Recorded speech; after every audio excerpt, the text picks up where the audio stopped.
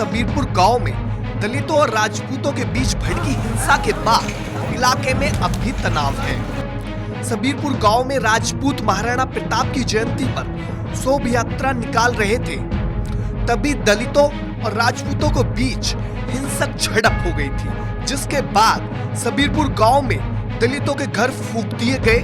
गांव में रहने वाले दलितों का शायद ही कोई घर हो जिसे आग की लपटों ने ना घेरा हो। बताया जा रहा है कि राजपूतों ने दलितों के तकरीबन 50 घरों को फूंक डाला। बड़ी तादाद में दलितों के घर जलाए जाने के बाद भड़के जातीय हिंसा से इलाके में अब भी तनाव बरकरार है। वहीं कांग्रेस नेता राज बब्बर शुक्रवार को सहारनपुर पहुंचे। राज बब्बर ने सबीरपुर गांव का दौरा कर दलित पीड़ितों का हाल जाना और उनसे बातचीत की।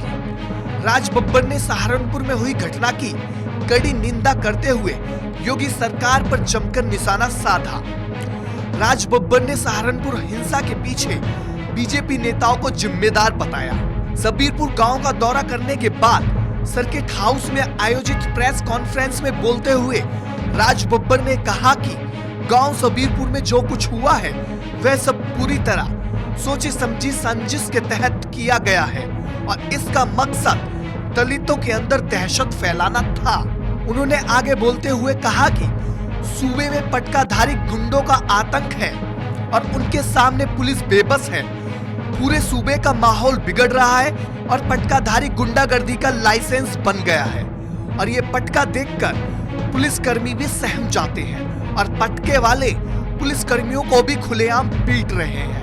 वहीं सूबे में जाति बिरादरी के नाम पर लोगों को बांटने की कोशिश की जा रही है। हम वहां गए सबीरपुर में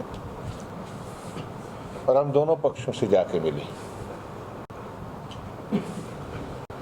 बहुत ही तकलीफ की एक बात है कि किस तरह से यहाँ जब से बीजेपी की सरकार आई है उत्तर प्रदेश के अंदर, ये डर और दहशत फैलाने का एक नया माध्यम शुरू हुआ है। पहले इसका इस्तेमाल चुनावों में हुआ करता था कि डर फैलाने के लिए दंगा होता था पूरे मोहल्लों में, गांवों में, शहरों में। लेकिन इस बार इस दंगे का रूप इन्होंने एक अजीब तरीके से लिया है कि घरों में आग लगाने का। वो एक अजीब सा माहौल है, पटके पहने और पुलिस वाले भी खामोश हो जाते हैं, देखते रहते हैं कि क्या हो रहा है। शुरुआत भी यही करते हैं। शुरुआत भी करने के बाद में हम उस गांव में गए। गांव के लोगों ने कहा कि साहब यहाँ के लोकल लोग तो बहुत थे ही नहीं, सिर्फ इक्का दुक्का दिखाई दे रहे थे, लोग बाहर से आए थे।